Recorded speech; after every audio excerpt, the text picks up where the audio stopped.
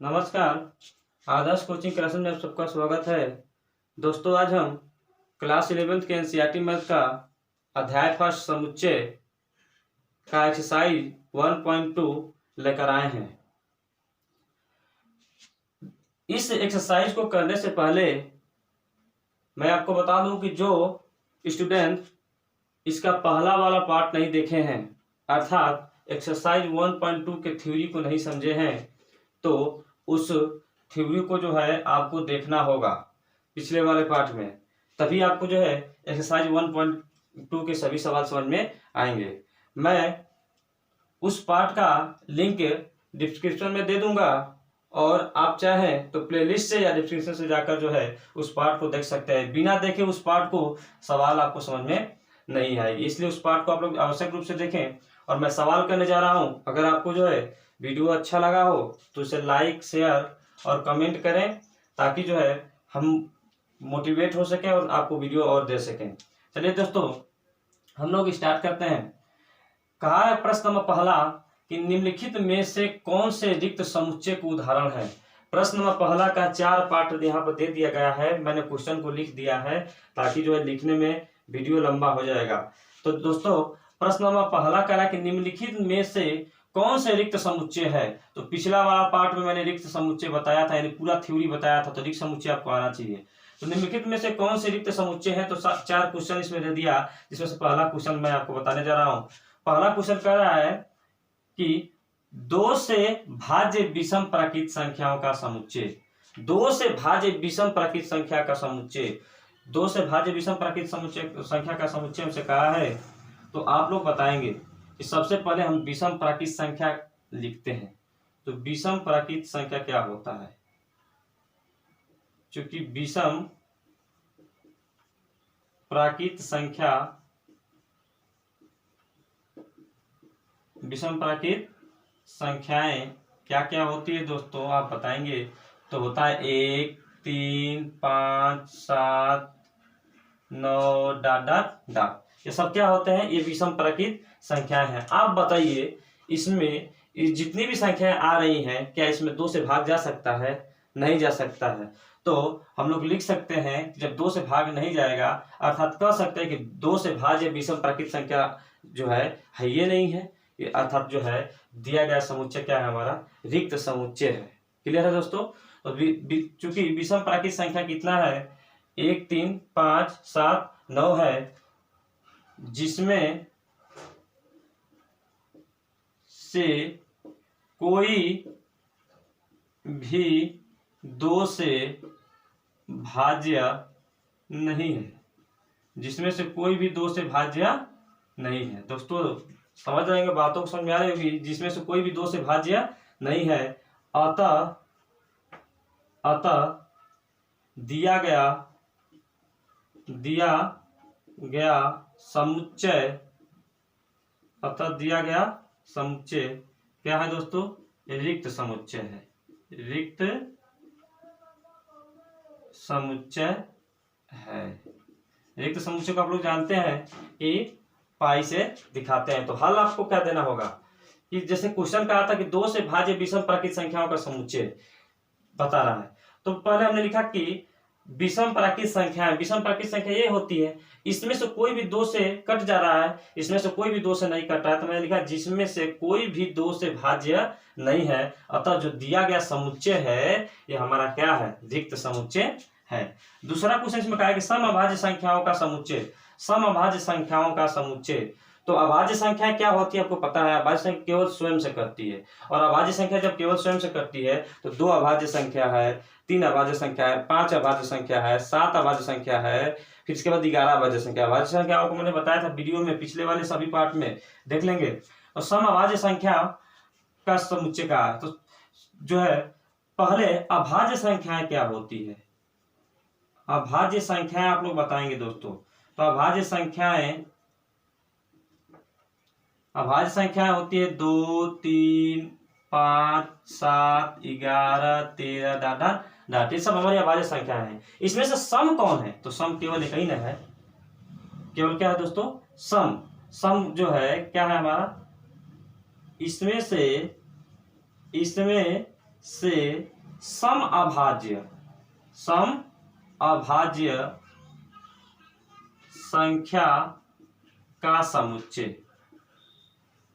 इसमें से सम अभाज्य संख्या का समुच्चय क्या है दोस्तों? तो सम अभाज्य संख्या केवल दो ही तो है। इसमें से सम अभाज्य संख्या का समुच्चय, तो सम अभाज्य संख्या का समुच्चय क्या है हमारा दोस्तों? केवल दो है। तो दो है यानी एक ही निश्चित मान ही है, एक ही निश्चित मान है। अतः दिया गया समुच्चय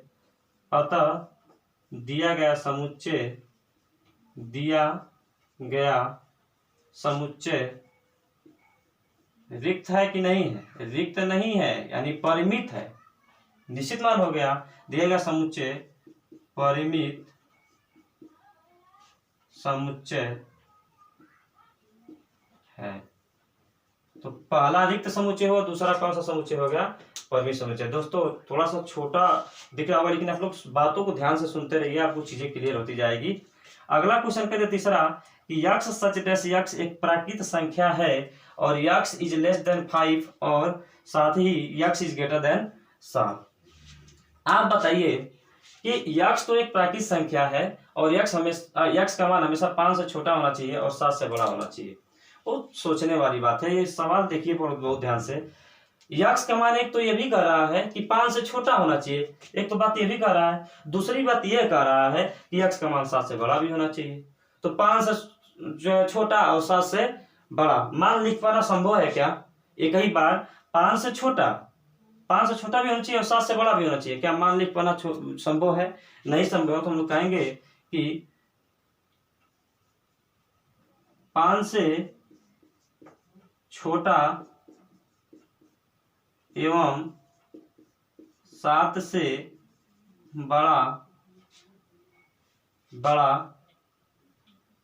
5 से छोटा एवं 7 से बड़ा मान लिख पाना संभव नहीं है। क्यों नहीं संभव है? अतः दिया गया समुच्चय रिक्त है। मेरी बात को ध्यान समझेंगे। ये क्वेश्चन इस पार्टिकुलर बात के लिए कहा गया है कि यक्स सच डैश यक्स एक प्राकृत संख्या है, यानी यक्स एक प्राकृत संख्या है और वो प्राकृत संख्या जो है वो 5 से छोटा है और 7 से बड़ा है। तो प्राकृत संख्या जो है 5 से छोटा और 7 से बड़ा, 5 से छोटा उसी में कह रहा है, 5 से बस केवल छोटा कहा था तो हम लोग 1 2 3 4 लिख देते, लेकिन 5 से छोटा कह रहा है और साथ ही साथ कह रहा है ना साथ ही 7 से बड़ा भी हो, यानी वह संख्या जो है कोई एक संख्या आपको लिखें जो 5 से छोटा भी हो सकता, कोई एक संख्या 5 से छोटा भी हो सकता है और वही 7 से बड़ा भी हो सकता है, नहीं ना हो सकता है। कोई संख्या 5 से छोटा नहीं हो सकता, कोई एक संख्या हम लिखें, बताइए 5 से छोटा मान लेते 4 है, तो क्या 4 7 से बड़ा है? नहीं है। इसका मतलब कि 5 से छोटा एवं 7 से बड़ा मान लिख पाना संभव नहीं आता। दिया गया समुच्चय क्या हमारा है? रिक्त समुच्चय है। क्या दोस्तों? रिक्त समुच्चय है। अगला क्वेश्चन देखेंगे, थोड़ा छोटा लिख रहे होंगे, मैनेज करेंगे दोस्तों। कहा है कि y सच डैश y किन्हीं भी 2 समांतर रेखाओं का उभयनिष्ठ बिंदु। आप एक बात बताइए, समांतर रेखा ये होता है जिनके बीच की दूरी हर जगह समान होती है। समांतर रेखा के बीच की दूरी हर जगह क्या होती है? समान होती है। क्या कहीं ये समांतर रेखा एक दूसरे से कहीं मिलता है? कहीं नहीं मिलता है। जहां मिलेगा वहीं तो उभयनिष्ठ बिंदु प्राप्त होगा। तो जब कहीं मिलता है ये नहीं है, इसका मतलब जो है कि यह जो है कथन जो हमारा है ये रिक्त समुच्चय हो जाएगा, ये फॉलो नहीं कर रहा है समुच्चय को। तो हम लोग कहेंगे कि y किन्हीं भी 2 समांतर रेखाओं का, यानी ऐसा लिख देंगे 2 समांतर रेखाओं का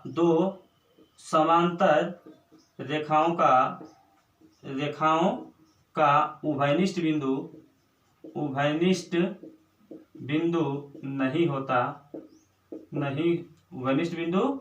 नहीं होता है लिखेंगे। चूंकि 2 समांतर रेखाओं का उभयनिष्ठ बिंदु नहीं होता है, अतः समुच्चय रिक्त समुच्चय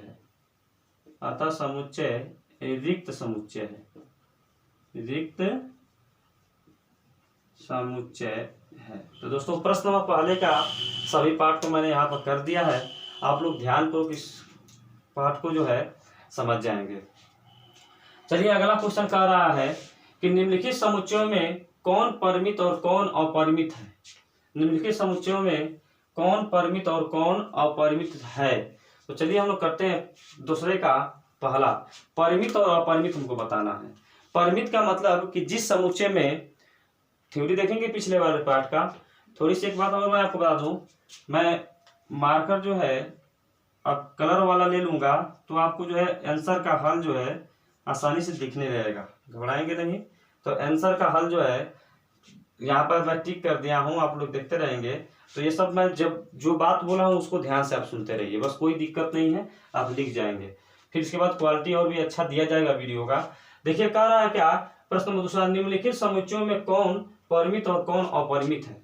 निम्नलिखित समुच्चयों में कौन परिमित है और कौन अपरिमित। परिमित का मतलब जिसमें, जिस समुच्चय में संख्या का मान निश्चित हो, यानी उसको हम गिन सके निश्चित रूप से, संख्या निश्चित हो, वो परिमित होता है। जो अनिश्चित हो उसे हम क्या कहते हैं, अपरिमित कहते हैं। तो कह दिया प्रश्न पहला को, वर्ष के महीनों का समुच्चय। वर्ष के महीनों का समुच्चय आप बताएंगे। वर्ष के महीनों का समुच्चय हमसे कहा है, तो वर्ष का महीना, वर्ष में कितने महीने होते हैं, 12 महीने होते हैं। 12 महीने गिन सकते हैं कि नहीं गिन सकते हैं, मान निश्चित है कि नहीं है, निश्चित है। अतः जो दिया गया समुच्चय हमारा क्या है, परिमित है। देखेंगे वर्ष में 12 महीने होते हैं जो निश्चित है, जो निश्चित है। अतः दिया गया समुच्चय परिमित समुच्चय है। अतः दिया गया समुच्चय परिमित समुच्चय है। पहला का हल हो गया। दूसरा क्वेश्चन कर दिया, वर्ष के 12 महीने होते हैं वर्ष में, और जो निश्चित है, अतः दिया गया समुच्चय में क्या हो गया, परिमित समुच्चय है। अगला क्वेश्चन कर रहा है दूसरा कि 1 2 3 डॉट डॉट डॉट डॉट। इसका मतलब ये होता है, डॉट का मतलब कि आगे 1 2 3 है तो आगे 4 5 6 7 8 9 10 11 12 डॉट डॉट डॉट अनंत तक। बताइए ये क्या निश्चित है, क्या नहीं निश्चित है। ये सीरीज आगे हमेशा बढ़ती ही जाएगी। तो जब ये अनिश्चित है, अतः ये समुच्चय कौन सा हो जाएगा, अपरिमित समुच्चय होगा। देखेंगे समुच्चय में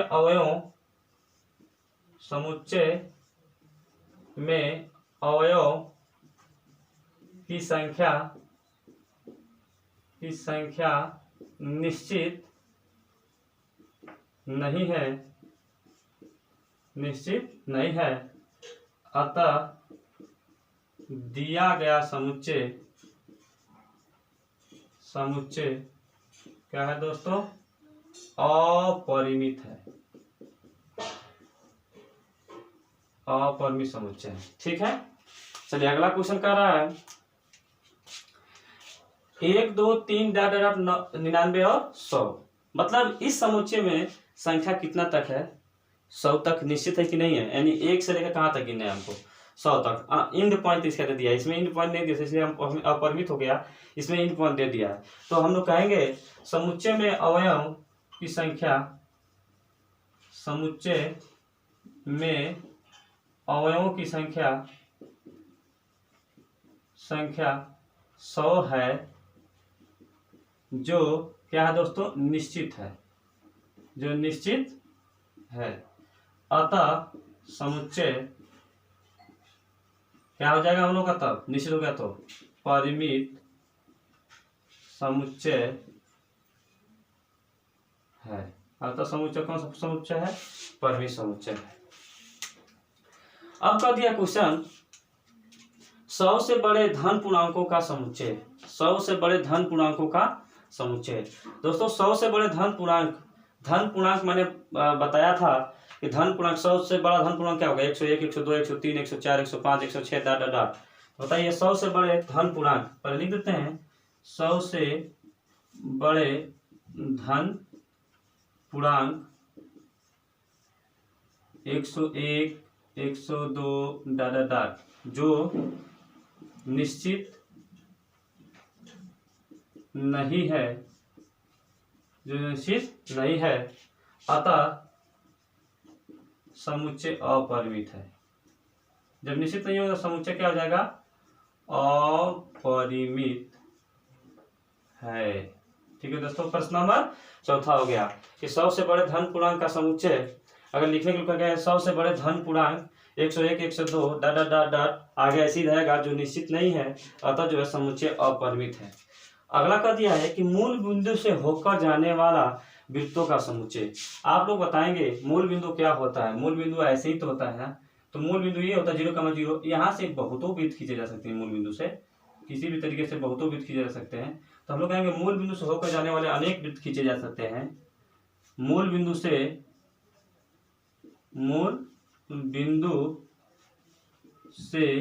होकर जाने वाला असंख्य वृत्त हो सकता है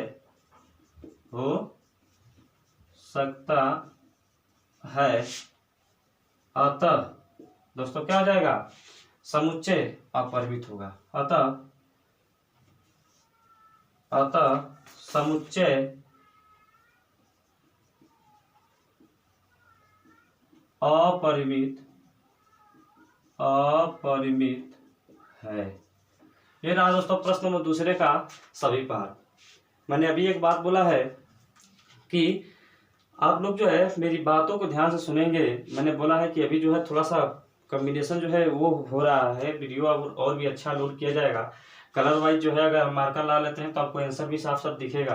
ठीक है दोस्तों, तो वो सब व्यवस्थाएं हो जाएगा, आपको हर एक चीज़ें बताई जाएगी। आप लोग ध्यानपूर्वक देखते रहिए।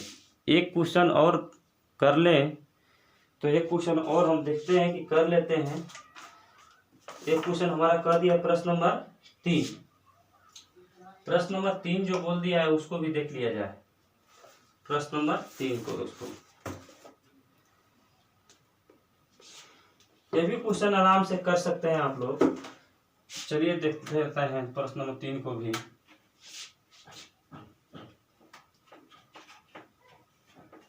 प्रश्न नंबर 3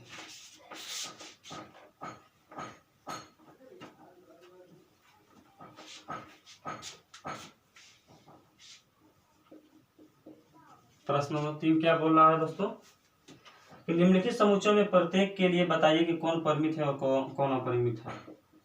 निम्नलिखित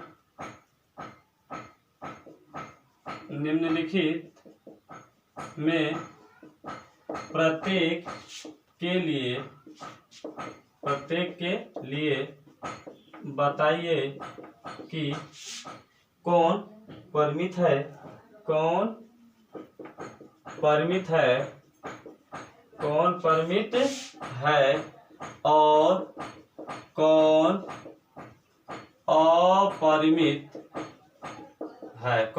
है और कौन अपरिमित है। तो इसमें पहला कर दिया है दोस्तों, पहला इसमें पाठ कर दिया है कि यक्ष अक्ष के समांतर रेखाओं का समुच्चय। समांतर रेखाओं का समुच्चय, यक्ष अक्ष के समांतर रेखाओं का समुच्चय। आप बताएंगे यक्ष अक्ष के समांतर रेखाओं का समुच्चय अगर कहें हम तो बहुतों खींचा जा सकता है। यक्ष अक्ष के समांतर रेखाएं असंख्य हैं। यक्ष अक्ष, चूंकि यक्ष अक्ष के समांतर रेखाएं असंख्य हैं, असंख्य खींची जा सकती हैं, जो निश्चित नहीं है, अतः समुच्चय अपरिमित है। अतः समुच्चय क्या है दोस्तों, अपरिमित समुच्चय है। ठीक है, तो एक समांतर रेखाएं कईयों खींची जा सकती है, इसलिए जो है समुच्चय क्या है हमारे अपरिमित है। अगला क्वेश्चन कह रहा है, अगला क्वेश्चन इसमें का दूसरा वाला पार्ट बोल रहा है दोस्तों कि अंग्रेजी वर्णमाला के अक्षरों का समुच्चय।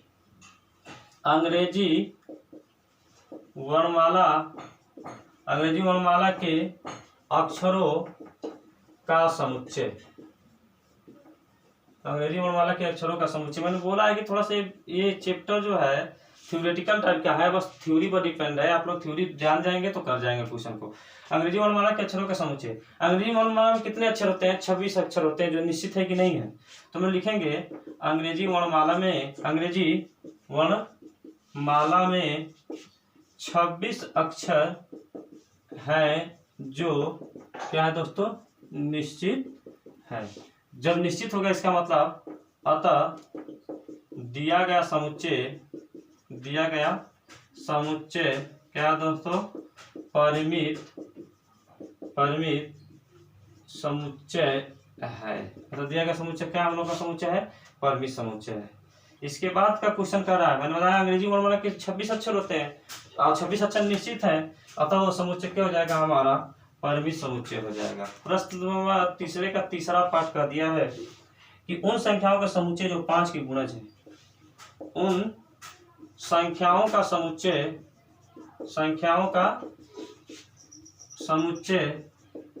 जो 5 के गुणज है। चलिए दोस्तों, उन संख्याओं का समुच्चय 5 के गुणज, तो इसका हल में हम लोग कैसे लिखेंगे?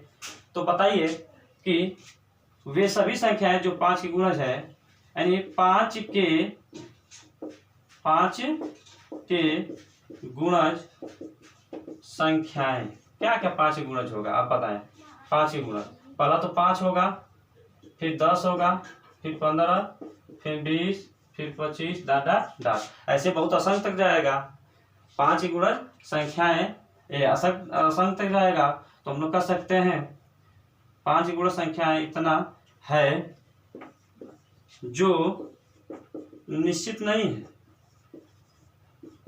गिन पाना संभव नहीं है, बहुत आगे तक जाएगा, निश्चित नहीं। जहां पर डॉटेड लाइन लगता है इसका मतलब समझिए बस कि अपरिमित है, और जिसका अंत बिंदु ना दिया हो अपरिमित रहेगा। बस डॉटेड लाइन दिया रहा है, अंत बिंदु ना दिया है तो अपरिमित होगा। अगर डॉटेड लाइन नहीं दिया है तो क्या हो जाएगा? परिमित हो जाएगा। तो 5 के गुणज संख्याएं 5, 10, 15, 20, 25 डाट हैं जो निश्चित नहीं है। अतः दिया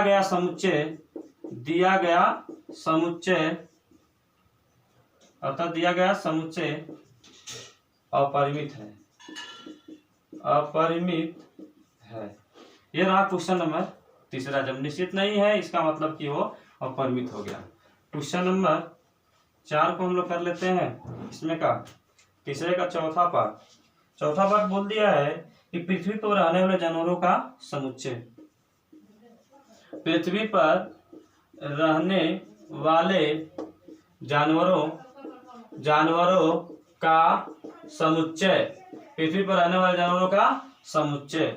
हल में हम लोग ये कह सकते हैं कि पृथ्वी पर रहने वाले जानवर जितने भी हैं हम लोग उनको चाहे तो गिन सकते हैं। यानी पृथ्वी पर रहने वाले जानवरों के समुच्चय, जानवरों को हम गिन सकते हैं। अतः दिया गया समुच्चय जब गिन सकते हैं दोस्तों तो निश्चित होगा। इसका मतलब दिया गया समुच्चय क्या हो जाएगा? हमारा परिमित समुच्चय है। अतः दिया गया समुच्चय कौन सा समुच्चय है? परिमित समुच्चय है। तो पृथ्वी पर रहने वाले जानवरों को हम लोग गिन सकते हैं, और एक रेड डाटा बुक होता है वन्य जो इसके वो होते हैं सब जानवरों को, उसमें जो है इसका मान फिक्स होता है। क्वेश्चन नंबर तीसरे का 5वां पार्ट कर दिया है कि मूल बिंदु 0,0 से होकर दोस्तों ये वाला क्वेश्चन जो है मैं प्रश्न नंबर दूसरे में ही करा दिया हूं। आप लोग इस क्वेश्चन को देख लेंगे। ये परिमित है, अपरिमित न हो जाएगा। मूल बिंदु से होकर जाने वाले जितने भी वृत्त हैं उन सभी का समुच्चय का निकालना होगा। इसका मतलब क्या हो जाएगा हमारा कि मूल बिंदु से होकर जाने वाले